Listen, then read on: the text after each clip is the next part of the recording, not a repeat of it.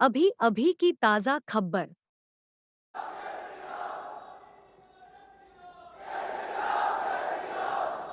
Good morning, ladies and gentlemen. Please, quiet, please. Good morning, ladies and gentlemen.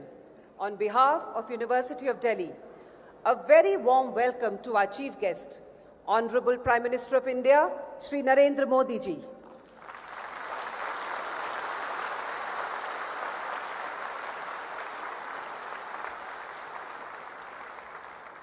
A hearty welcome to our guest of honor, Union Minister for Education and Skill Development and Entrepreneurship, Shri Dharmendra Pradhan ji.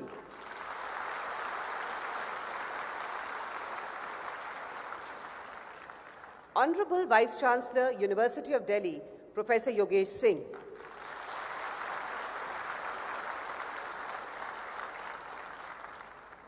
Today we have assembled here to celebrate the valedictory ceremony of centenary celebrations of University of Delhi. भारतीय परंपरा के अनुसार कार्यक्रम का शुभारंभ हम अपने आराध्य देव की आराधना से करते हैं।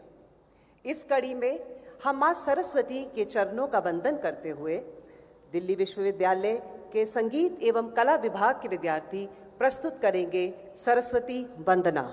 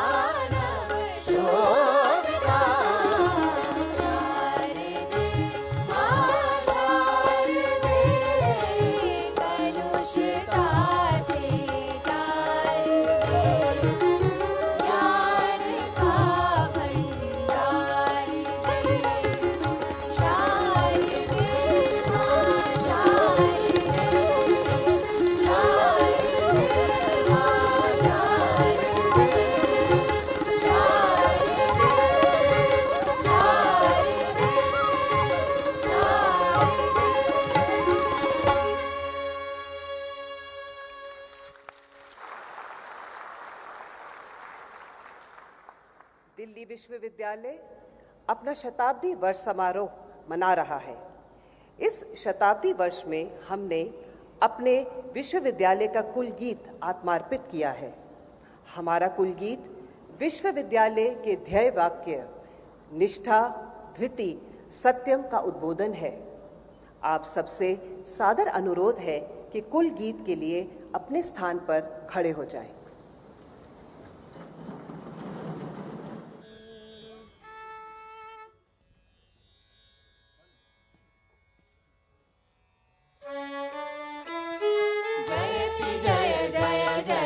जय जय ज्ञान का आलोक अनुपम जयति जय जय जयति जय जय ज्ञान का आलोक अनुपम श्रेष्ठ सुंदर दिव्य दिल्ली विश्वविद्यालय विहंगम जयति जय जय जयति जय जय ज्ञान का आलोक अनुपम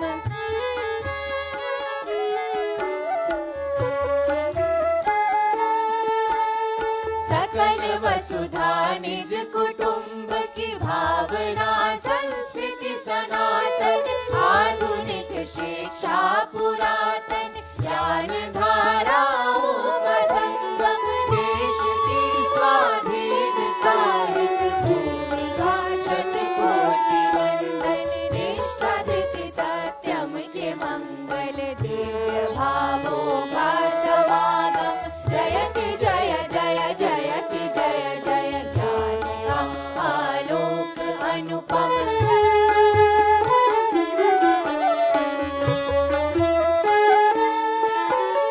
भव्य महाविद्यालयों के परिसरों से चिर सुशोभित, श्रेष्ठ गुरुजन कर रहे नित, छात्र और छात्राएं दीक्षित, सद्चरित्राचार पावन, साधना संकल्प संयम, नवल वैश्विक चेतना, नव क्रांति संस्कारों का उद्गम, जयति जय जय जयति जय जय, ज्ञान का आलोक अनुपम, श्रेष्ठ सुंदर दिव्य दिल्ली विश्वविद्यालय विहंगम, जयति जय जय जयति जय जय, ज्ञान का आलोक अनुपम, ज्ञान का आलोक अनुपम, ज्ञान का आलोक अनुपम।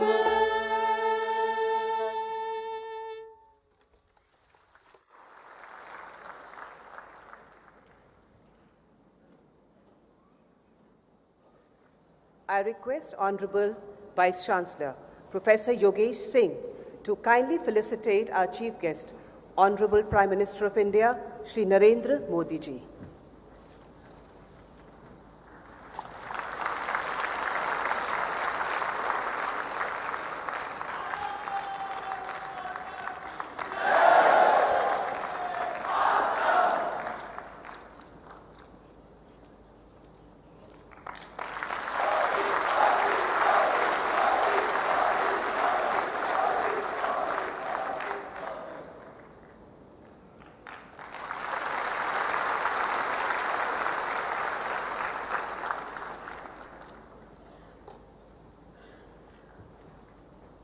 Thank you, sir. I request Honorable Vice Chancellor Professor Yogesh Singh to kindly deliver the welcome address.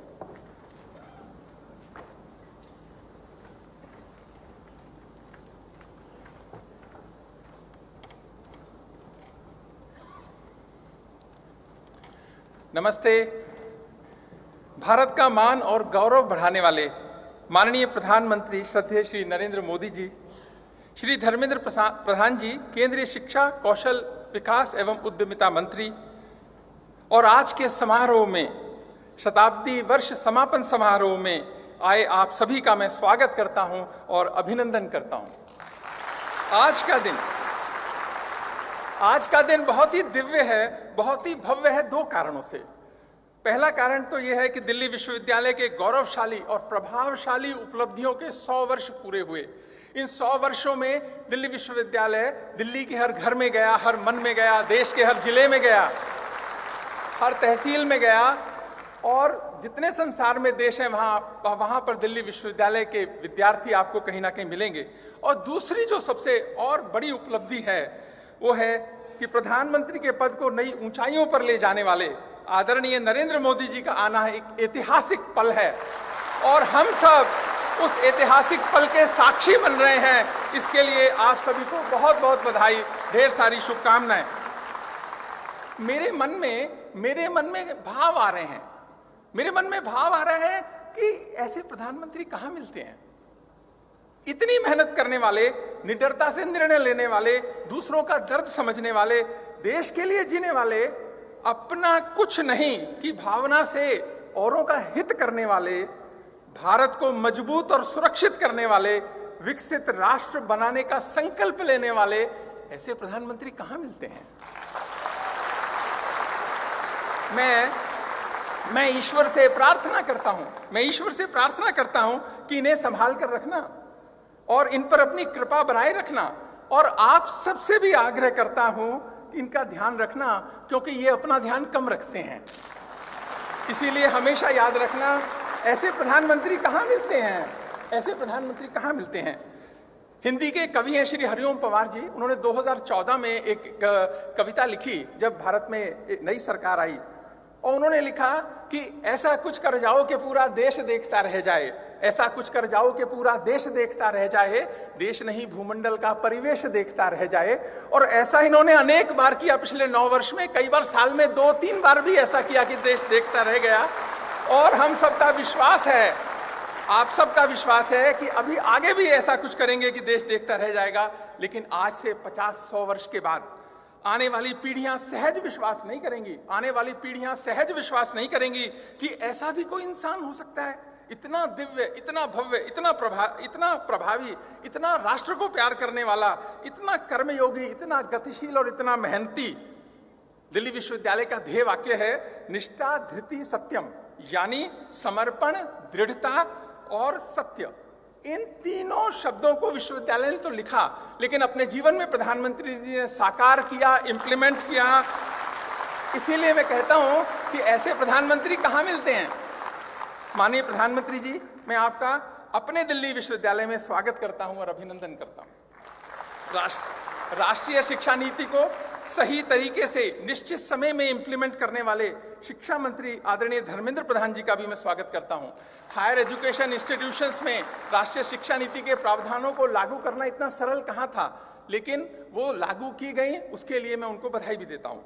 प्रधानमंत्री जी ने मिशन मोड में रिक्रूटमेंट करने का आह्वान किया। भारतीय आदरणीय शिक्षा मंत्री जी ने इसकी प्रोग्रेस की लगातार समीक्षा करी। दिल्ली विश्वविद्यालय ने दशकों के बाद 2200 टीचर्स को रिक्रूट किया। यहां बैठे अनेक नए टीचर्स को मैं बधाई देता हूं, बहुत सारी शुभकामनाएं भी देता हूं। उसके लिए माननीय प्रधानमंत्री जी का आभार। 100 वर्ष में जैसी जब देश की जरूरत थी, विश्वविद्यालय ने वैसे ही कार्य किया। Please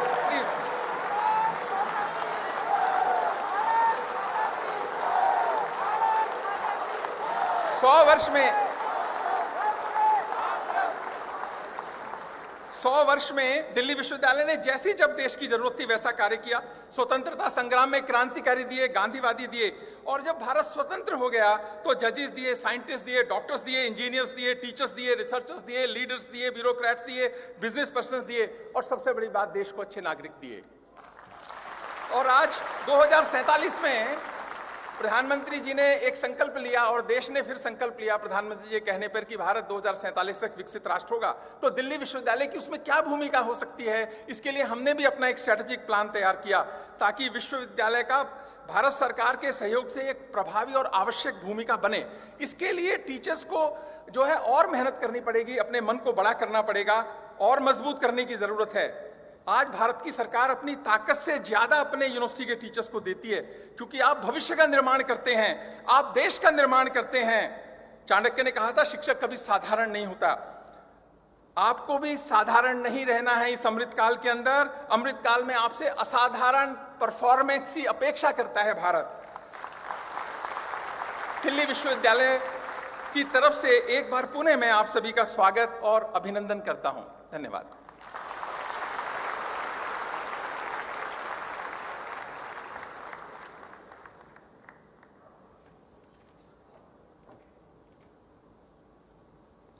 Thank you very much, sir. I request Union Minister for Education and Skill Development and Entrepreneurship, Shri Dharmendra Pradhan ji, to kindly address us.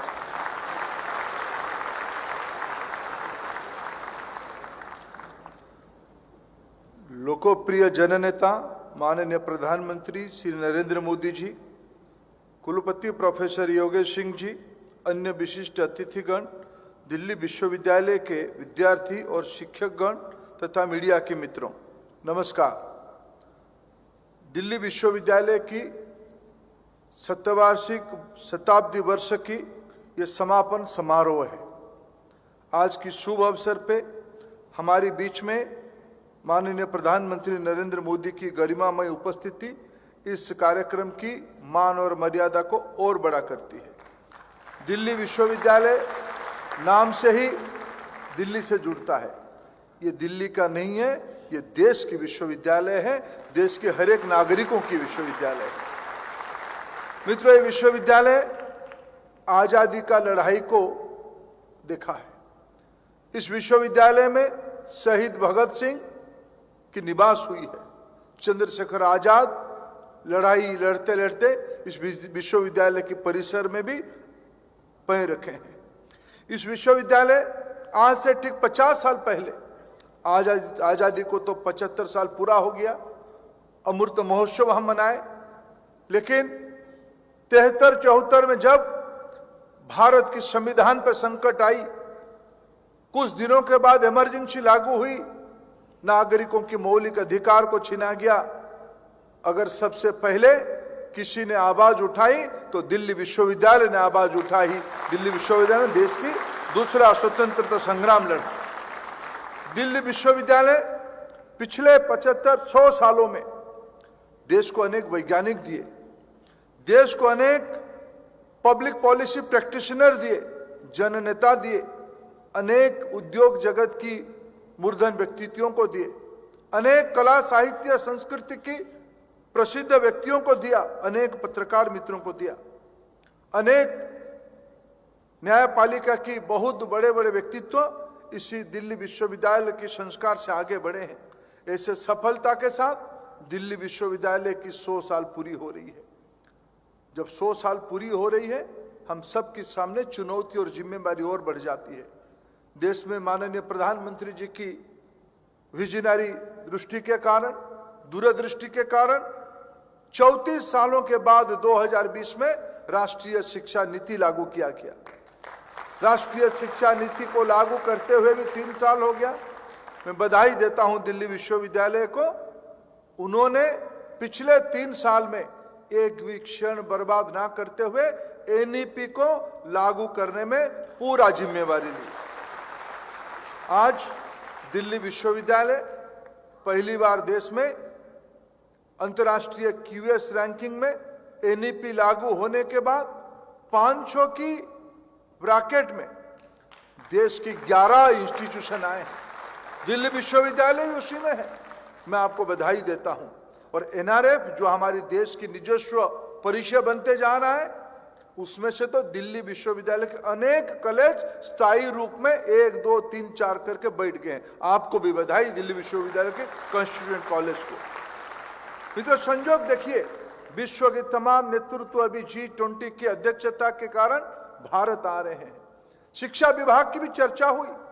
Research, technology, future skills, foundational literacy, numeracy के ऊपर भारत की agenda और विशेष करके राष्ट्रीय शिक्षा नीति की दृष्टि में जो कहा गया है, उस सारे विषय पे आज विश्व की नेतृत्व भारत की मानक को मानने के लिए तैयार है।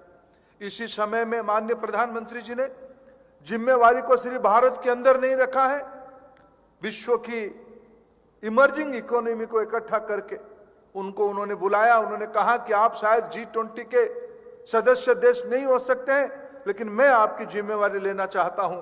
विश्व की गरीब देशों की नुमाइंदगी माननीय प्रधानमंत्री नरेंद्र मोदी जी ने किया। उनकी जो आकांक्षा, अपेक्षा विश्व की पटल पर प्रतिफलित हो, इसके बारे में आज प्रधानमंत्री जी ने एक नई ऊंचाई खड़ा किया है। विश्व की सामान्य लोग, ऐसे ही नहीं कहा जाता है विश्व की सबसे लोकप्रिय नेता, विश्व की जिम्मेवारी लेना भी उतना ही महत्व है। आज प्रधानमंत्री जी ने ग्लोबल साउथ कॉन्क्लेव बुला के उसकी जिम्मेवारी लिया। मित्रों, आज आवश्यकता है इसी राष्ट्रीय शिक्षा नीति के तहत वैश्विक नागरिक बनाने के लिए। इस कोरोना ने दुनिया को परिचित कराया भारत की जिम्मेवारी क्या होता है।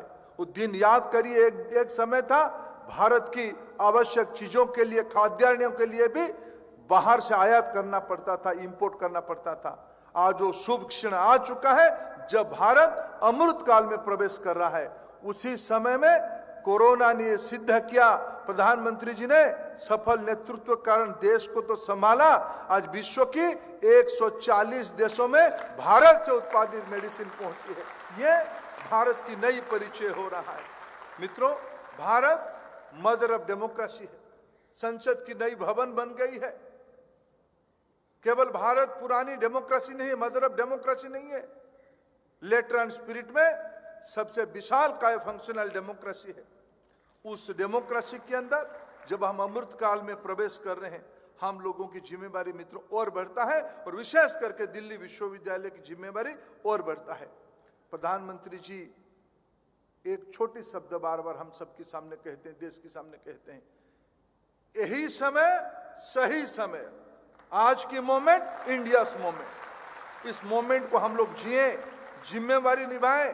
प्रधानमंत्री दूसरी सी छोटी बात कहते हैं, मित्रों ये देश लंबे समय तक अधिकार की बात कही है, राइट्स की बात कही है। मित्रों किसी की राइट्स, किसी के अधिकार सुरक्षित होती है, 10 लोगों की अधिकार सुरक्षित होती है, कोई एक व्यक्ति जिम्मेवारी लेता है। तो अमृत काल में दिल्ली विश्वविद्यालय देश की जिम्मेवारी ले, इसी अपेक्षा के साथ मैं प्रधानमंत्री जी को स्वागत करता हूं। धन्यवाद।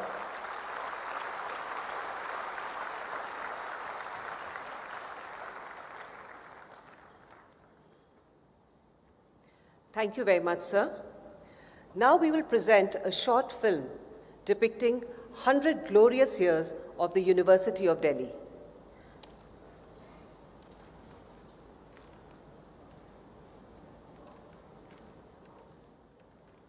100 वर्ष की अनवरत अटूट यात्रा किसी भी संस्थान की गुणवत्ता, प्रासंगिकता और जीवंतता का परिचायक है। दिल्ली विश्वविद्यालय ने अपनी समृद्ध ज्ञान परंपरा के साथ स्वर्णिम यात्रा के 100 वर्ष पूरे कर लिए हैं। दिल्ली विश्वविद्यालय ने वर्ष 1922 में केवल 3 कॉलेज और 750 विद्यार्थियों के साथ शुरुआत की थी, पर आज 90 कॉलेज और 6 लाख से ज्यादा विद्यार्थियों के साथ देश का सबसे बड़ा विश्वविद्यालय बन चुका है।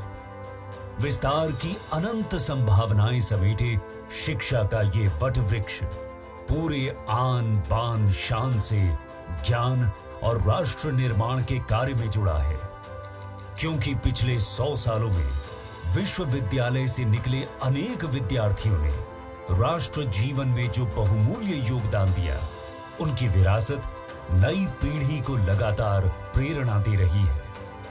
साल 1931 में गांधी जी और इरविन के मध्य समझौता इसी विश्वविद्यालय के परिसर में हुआ था।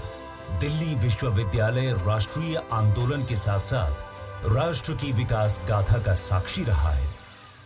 अपनी सशक्त एलुमनाई बेस के साथ दिल्ली विश्वविद्यालय देश दुनिया के कोने कोने में है। एक प्रकार से विश्वविद्यालय एक भारत श्रेष्ठ भारत की भावना को प्रगाढ़ करता है। आज 51% छात्राओं के साथ डीयू नारी शक्ति की बढ़ती भागीदारी और सामर्थ्य को भी प्रतिबिंबित करता है। देश के यशस्वी प्रधानमंत्री नरेंद्र मोदी जी के नेतृत्व में पिछले 9 वर्षों में शिक्षा के क्षेत्र में व्यापक कदम उठाए गए हैं। चाहे राष्ट्रीय शिक्षा नीति हो, हायर एजुकेशन को फ्यूचर रेडी बनाने से जुड़े कदम हो, या युवा शक्ति की ऊर्जा को कौशल, नवाचार और उद्यमिता से जोड़ने से जुड़े प्रयास हों, ऐसे सभी कदमों से आत्मनिर्भर और विकसित भारत की मजबूत नींव तैयार हो रही है। इन सभी प्रयासों में दिल्ली विश्वविद्यालय भी एक सक्रिय भागीदार बनकर योगदान दे रहा है।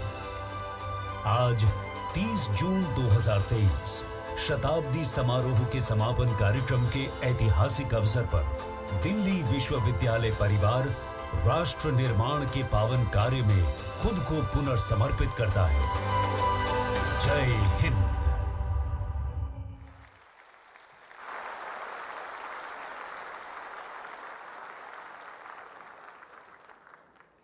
I now request Honorable Prime Minister Shri Narendra Modi ji to kindly release 2 commemorative volumes, Glorious Moments of Centenary Celebrations 2022-2023.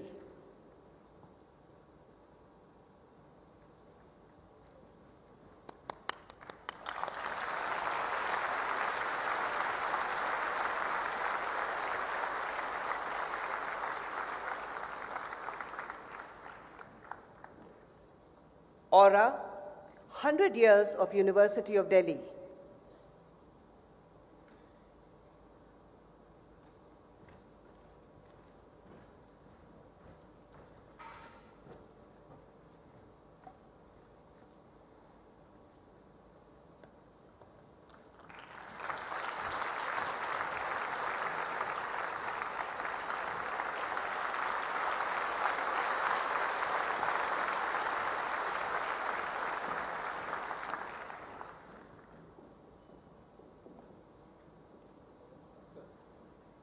Thank you, sir. University of Delhi, in order to upgrade its infrastructure, is constructing 3 buildings. Faculty of Technology at an estimated cost of 300 crores with a built-up area of 34,000 square meters. An academic block with an estimated cost of 330 crores with a built-up area of 55,000 square meters. The Delhi University Computer Center is an estimated cost of 88 crores with a built-up area of 9,000 square meters. I request Honorable Prime Minister Shri Narendra Modi ji to kindly lay the foundation stone by pressing the remote button.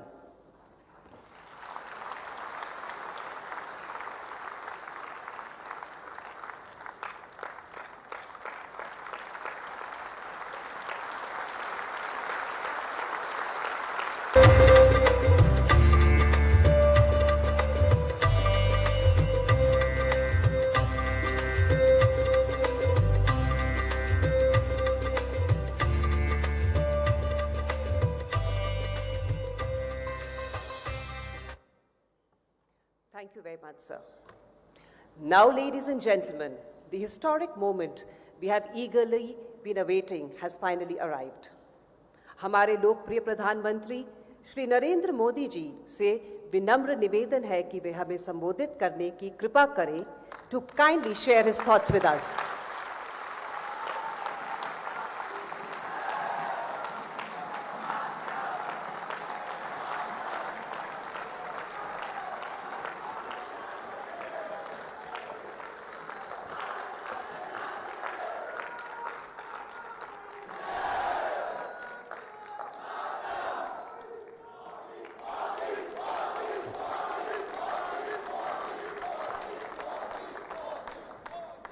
Delhi university के इस स्वर्णिम समारोह में उपस्थित देश के शिक्षा मंत्री श्री धर्मेंद्र प्रधान जी, ड्यू के वाइस चांसलर श्रीमान योगेश सिंह जी, सभी प्रोफेसर, शिक्षकगण और सभी मेरा युवा साथी, आप लोगों ने मुझे जब ये निमंत्रण दिया था तभी मैंने तय कर लिया था कि मुझे आपके यहाँ तो आना ही है।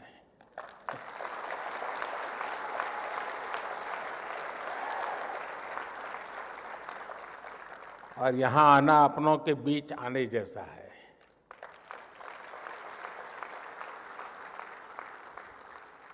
अब 100 साल की ये फिल्म हम देख रहे थे दिल्ली यूनिवर्सिटी की दुनिया को समझने के लिए। सिर्फ ये दिग्गजों को देख लेते तो भी पता चल जाता कि दिल्ली यूनिवर्सिटी ने क्या दिया है।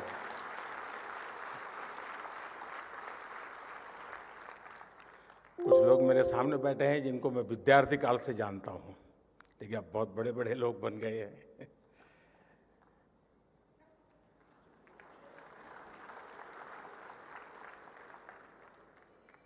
और मुझे अनुमान था कि मैं यहाँ जाऊँगा तो मुझे इन सब पुराने साथियों से मिलने का जरूर अवसर मिलेगा और मुझे मिल रहा है।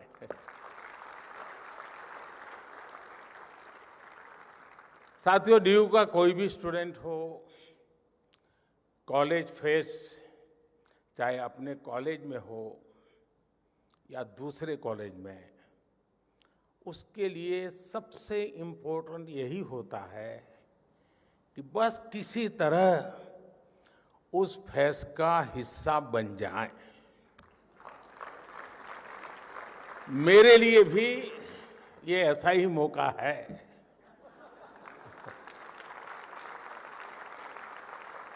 मुझे खुशी है कि आज जब दिल्ली यूनिवर्सिटी के 100 साल का सेलिब्रेशन हो रहा है, तो इस फेस्टिव माहौल में मुझे भी आप सबके बीच आने का अवसर मिला है।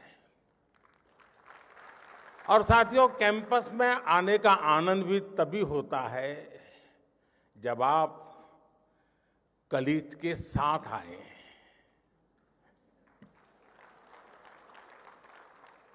दो दोस्त चल दिए गप्पे मारते हुए, दुनिया जहान की बातें करेंगे, इजराइल से लेकर के मून तक कुछ छोड़ेंगे नहीं।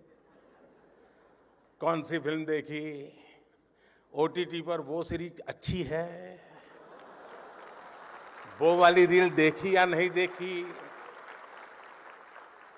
अरे बातों का अथाह समंदर होता है।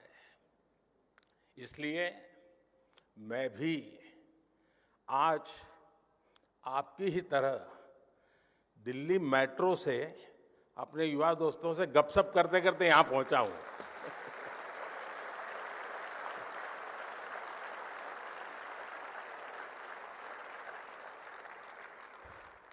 उस बातचीत में कुछ किस्से भी पता चले और कई दिलचस्प जानकारियां भी मुझे मिली।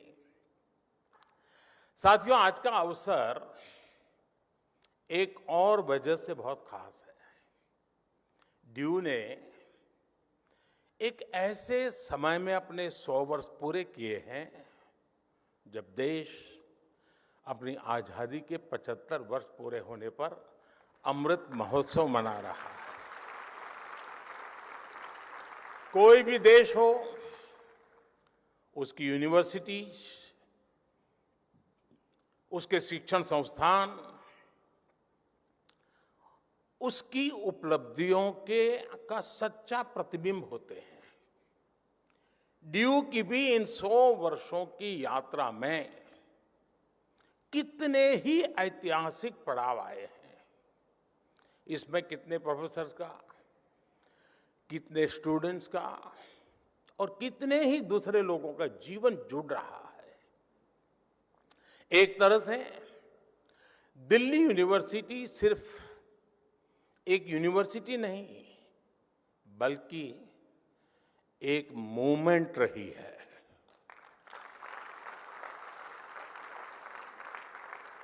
इस यूनिवर्सिटी ने हर मोमेंट को जिया है।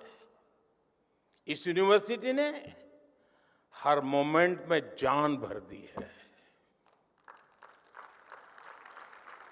मैं इस ऐतिहासिक अवसर पर यूनिवर्सिटी के सभी प्रोफेसर्स और स्टाफ को, सभी स्टूडेंट्स और एल्यूमनाई को हृदय से बहुत बहुत बधाई देता हूं।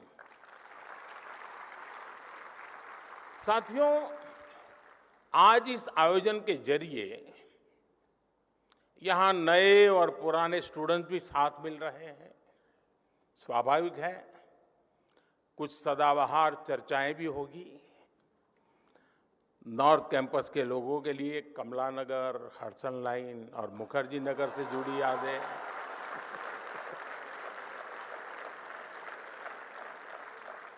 साउथ कैंपस वालों के लिए सत्य निकेतन के किस्से,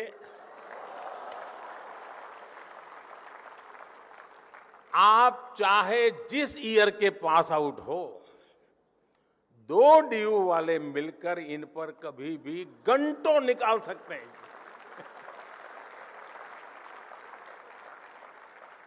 इस सब के बीच मैं मानता हूं, ड्यू ने 100 सालों में अगर अपने एहसासों को जिंदा रखा है,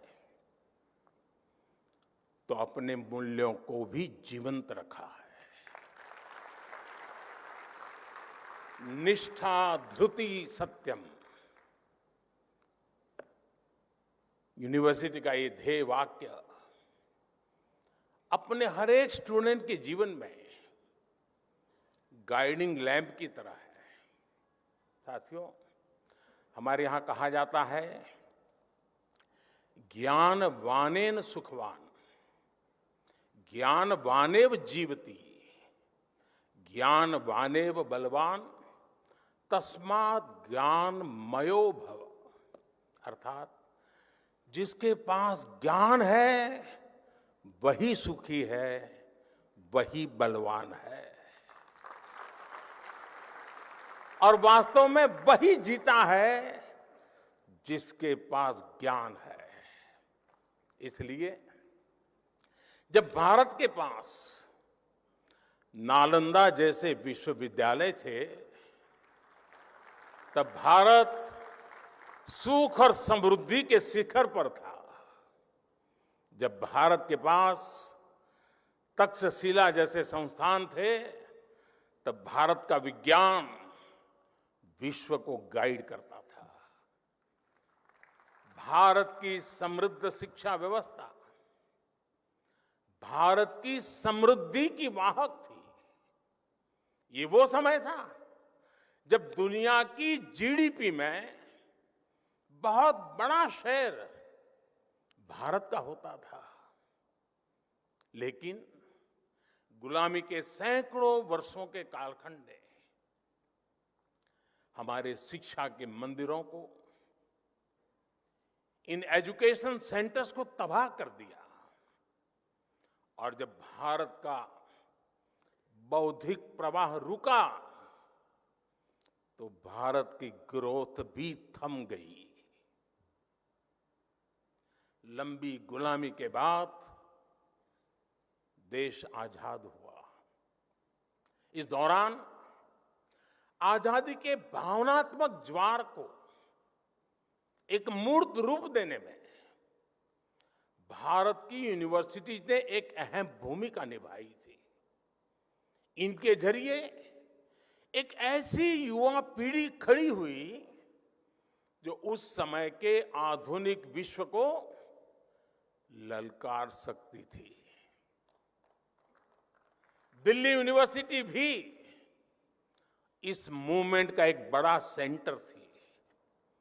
डीयू के सभी स्टूडेंट्स, वो चाहे किसी भी कोर्स में हो, वो अपने संस्थान की इन जड़ों से जरूर परिचित होंगे। अतीत की ये समझ हमारे अस्तित्व को आकार देती है, आदर्शों को आधार देती है और भविष्य के विजन को विस्तार देती है।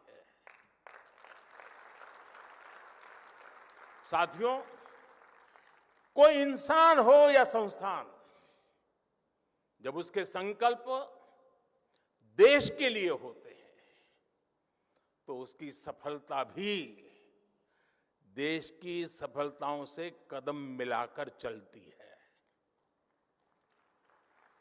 कभी डीयू में केवल 3 कॉलेज थे, आज 90 से ज्यादा कॉलेज है। कभी भारत की इकोनॉमी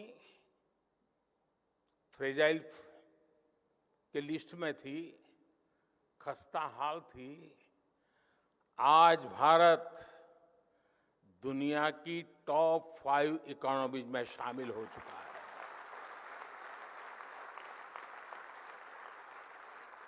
आज डीयू में पढ़ने वाले लड़कों की तुलना में लड़कियों की संख्या ज्यादा हो गई है।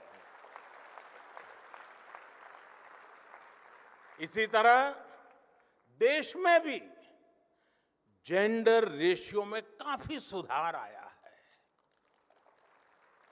यानी शिक्षण संस्थान की जड़ें जितनी गहरी होती हैं, देश की शाखाएं उतनी ही ऊंचाइयों को छूती है। और इसलिए भविष्य के लिए भी यूनिवर्सिटी और देश के संकल्पों में एक रूपता होनी चाहिए, इंटरकनेक्शन होना चाहिए। 25 साल बाद जब देश अपनी आजादी के 100 साल पूरे करेगा, तब दिल्ली यूनिवर्सिटी अपनी स्थापना के 125 वर्ष मनाएगी।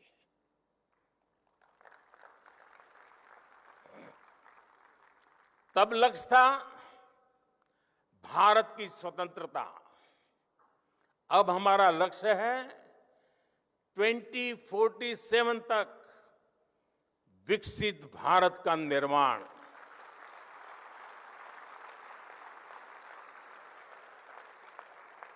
पिछली शताब्दी के तीसरे दशक ने, अगर पिछली शताब्दी के इतिहास की तरफ नजर करें तो पिछली शताब्दी के तीसरे दशक ने स्वतंत्रता संग्राम को नई गति दी थी। अब इस शताब्दी का ये तीसरा दशक भारत की विकास यात्रा को नई रफ्तार देगा।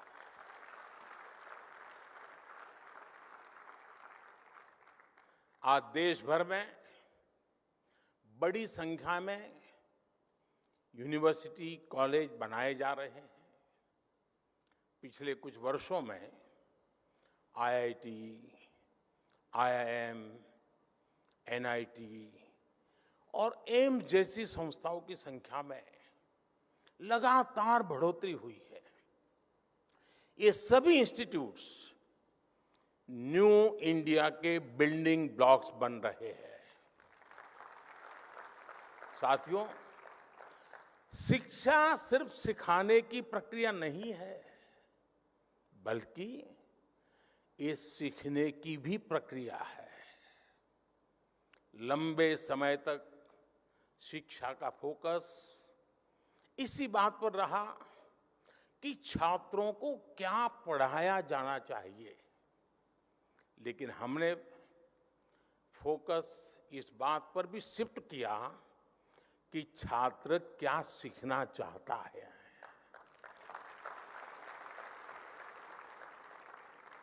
आप सभी के कलेक्टिव एफर्ट से नई राष्ट्रीय शिक्षा नीति तैयार हुई है।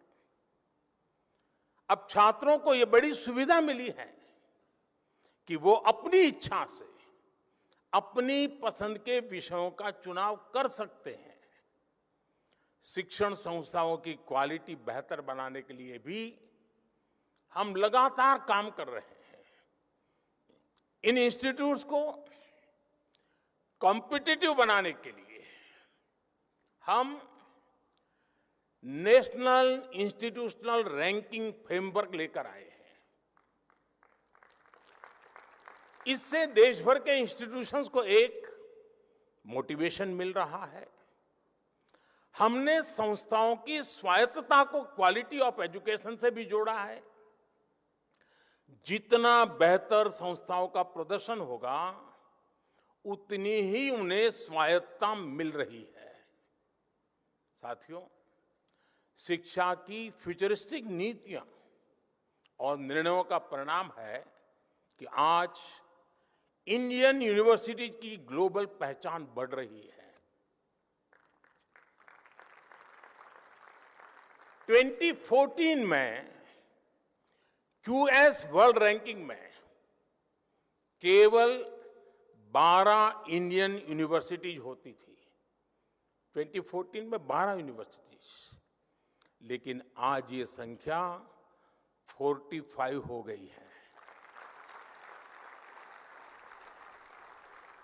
हमारे एजुकेशन इंस्टीट्यूट्स दुनिया में अपनी अलग पहचान बना रहे हैं। हमारे संस्थान quality education, student faculty ratio और रेपुटेशन सब में तेजी से सुधार कर रही है।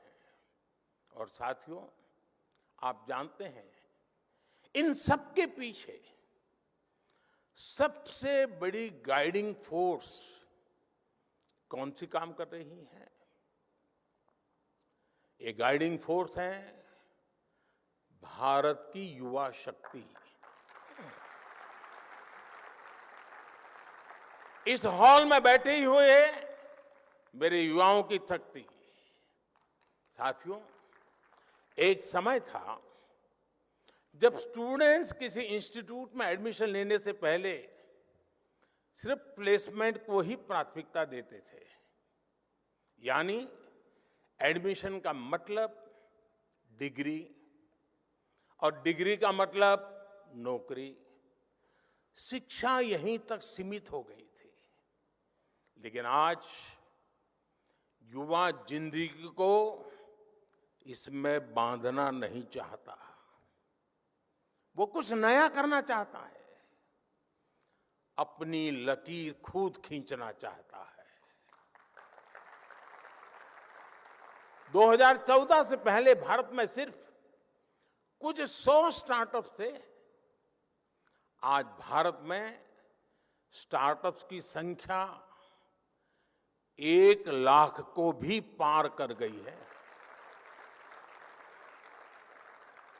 2014-15 की तुलना में आज 40% से ज्यादा पेटेंट फाइल हो रहे हैं। जो पेटेंट जारी हो रहे हैं उनमें भी 5 गुना का इजाफा हुआ है। ग्लोबल इनोवेशन इंडेक्स, जिसमें भारत 18वें पायदान पर था 80 से की बात, वहां से बढ़कर के आज हम 46 पर पहुंच चुके हैं। वो स्थान हमने प्राप्त किया। अभी कुछ दिन पहले ही मैं अमेरिका की यात्रा से लौटा हूं। आप सबने देखा होगा आज भारत का सम्मान कितना बढ़ा है, गौरव कितना बढ़ा है। क्या कारण है? क्या कारण है आज भारत का इतना गौरव बढ़ा है? उत्तर वही है, क्योंकि भारत की क्षमता बढ़ी है, भारत के युवाओं पर विश्व का भरोसा बढ़ा है। इसी यात्रा में भारत और अमेरिका के बीच initiative on critical and emerging technology यानी आईसेट डील हुई है। इस एक समझौते से हमारे युवाओं के लिए धरती से लेकर स्पेस तक, सेमीकंडक्टर से लेकर एआई तक तमाम फील्ड्स में नए अवसर पैदा होने वाले हैं। जो टेक्नोलॉजी पहले भारत की पहुंच से बाहर होती थी, अब हमारे युवाओं को उनकी एक्सेस मिलेगी, उनका स्किल डेवलपमेंट होगा। अमेरिका की माइक्रोन, गूगल तथा एप्लाइड मटेरियल्स जैसी कंपनियों ने भारत में बड़े निवेश का फैसला लिया है। और साथियों, ये आहट है कि भविष्य का भारत कैसा होने वाला है, आपके लिए कैसे कैसे अवसर दस्तक दे रहे हैं। साथियों, इंडस्ट्री 4.0 की क्रांति भी हमारे दरवाजे पर आ चुकी है। कल तक एआई और एआर वीआर के जो किस्से हम साइंस फिक्शन फिल्मों में देखते थे, वो अब आज हमारी रियल लाइफ का हिस्सा बन रहे हैं। ड्राइविंग से लेकर सर्जरी तक रोबोटिक्स अब न्यू नॉर्मल बन रहा है। ये सभी सेक्टर्स भारत की युवा पीढ़ी के लिए, हमारे स्टूडेंट्स के लिए नए रास्ते बना रहे हैं। बीते वर्षों में भारत ने अपने स्पेस सेक्टर को खोला है, भारत ने अपने डिफेंस सेक्टर को खोला है, भारत ने ड्रोन से जुड़ी नीतियों में बहुत बड़ा बदलाव किया है। इन सभी निर्णयों से देश के ज्यादा से ज्यादा युवाओं को आगे बढ़ने का मौका मिला है। साथियों, भारत की विकास यात्रा से हजारों युवाओं को हमारे स्टूडेंट्स का कैसे लाभ हो रहा है, इसका एक और पक्ष है। आज दुनिया के लोग भारत को, भारत की पहचान को, भारत की संस्कृति को जानना चाह रहे हैं। कोरोना के समय दुनिया का हर देश अपनी जरूरतों के लिए परेशान था, लेकिन भारत अपनी जरूरतों को पूरा करने के साथ साथ दूसरे देशों की भी मदद कर रहा था। लिहाजा विश्व में एक क्यूरियोसिटी पैदा हुई कि आखिर भारत के वो कौन से संस्कार है जो संकट में भी सेवा का संकल्प पैदा करते हैं। भारत का बढ़ता सामर्थ्य हो, भारत की G20 प्रेसिडेंसी हो, ये सभी भारत के प्रति कौतूहल बढ़ा रहे हैं। इससे हमारे जो ह्यूमैनिटीज के स्टैंडर्ड्स हैं, स्टूडेंट्स हैं, उनके लिए अनेकों नए अवसर पैदा होने वाले हैं। योग जैसा हमारा विज्ञान, हमारी संस्कृति, हमारे फेस्टिवल, हमारा लिटरेचर, हमारी हिस्ट्री, हमारा हेरिटेज, हमारी विधाएं, हमारे व्यंजन आज हर किसी की चर्चा हो रही है। हर किसी के लिए नया आकर्षण पैदा हो रहा है। इसलिए उन भारतीय युवाओं की डिमांड भी बढ़ रही है जो विश्व को भारत के बारे में बता सके, हमारी चीजों को दुनिया तक पहुंचा सके। आज डेमोक्रेसी, इक्वालिटी और म्यूचुअल रिस्पेक्ट जैसे इंडियन वैल्यूज दुनिया के लिए मानवीय पैमाना बन रही है। गवर्नमेंट फॉरम से लेकर डिप्लोमेसी तक कई क्षेत्रों में भारतीय युवाओं के लिए लगातार नए मौके बन रहे हैं। देश में हिस्ट्री, हेरिटेज और कल्चर से जुड़े क्षेत्रों ने भी युवाओं के लिए अपार संभावनाएं बना दी है। आज देश के अलग अलग राज्यों में ट्राइबल म्यूजियम्स बन रहे हैं। पीएम म्यूजियम के जरिए आजाद भारत की विकास यात्रा के दर्शन होते हैं। और आपको ये जानकर के भी अच्छा लगेगा कि दिल्ली में विश्व का सबसे बड़ा हेरिटेज म्यूजियम युगे युगीन भारत ये भी बनने जा रहा है।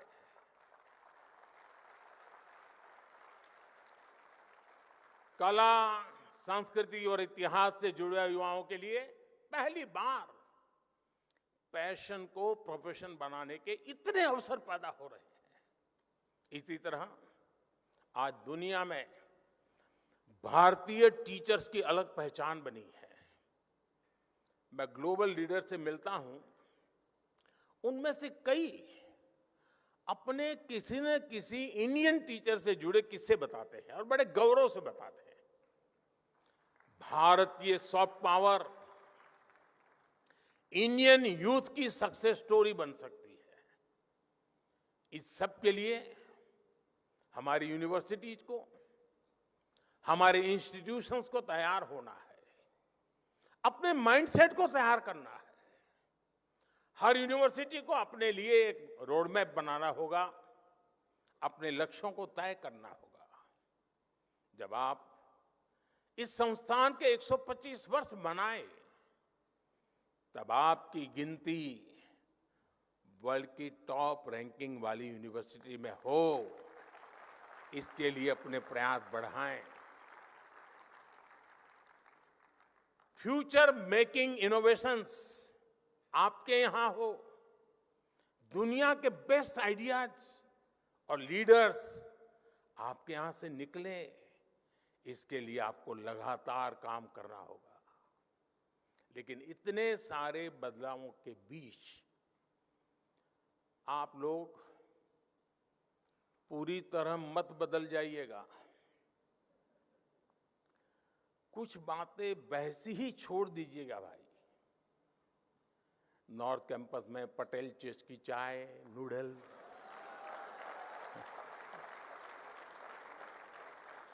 साउथ कैंपस में चाणक्य आज के मोमोज,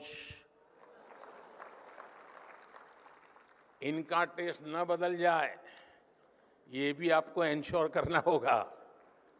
साथियों, जब हम अपने जीवन में कोई लक्ष्य तय करते हैं तो उसके लिए पहले हमें अपने मन मस्तिष्क को तैयार करना होता है। एक राष्ट्र के मन मस्तिष्क को तैयार करने की ये जिम्मेदारी उसके एजुकेशन इंस्टीट्यूट को निभानी होती है। हमारी नई जनरेशन फ्यूचर रेडी हो, वो चैलेंजेस को एक्सेप्ट करने और फेस करने का टेम्परामेंट रखती हो। ये शिक्षा संस्थान के विजन और मिशन से ही संभव होता है। मुझे विश्वास है दिल्ली यूनिवर्सिटी अपनी इस यात्रा को आगे बढ़ाते हुए इन संकल्पों को जरूर पूरा करेगी। इसी के साथ आप सभी को इस शताब्दी वर्ष की यात्रा को जिस प्रकार से आपने आगे बढ़ाया है, उसे और अधिक सामर्थ्य से और अधिक शानदार तरीके से और अधिक सपने और संकल्पों को लेकर के सिद्धि को प्राप्त करने का रास्ता बनाते हुए आगे बढ़े। सिद्धियां आपके कदम चूमती रहे, आपके सामर्थ्य से देश बढ़ता रहे। इसी कामना के साथ आप सबको बहुत बहुत शुभकामनाएं। धन्यवाद।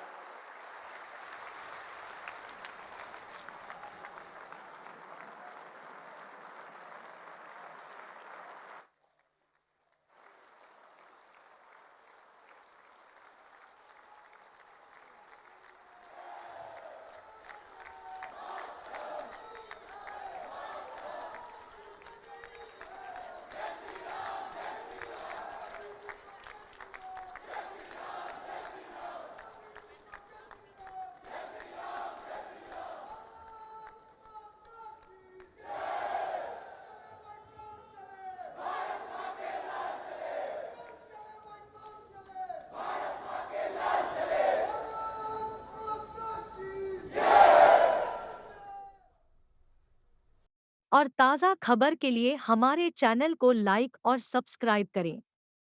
धन्यवाद गेटवे न्यूज़ नेटवर्क टीम की तरफ से।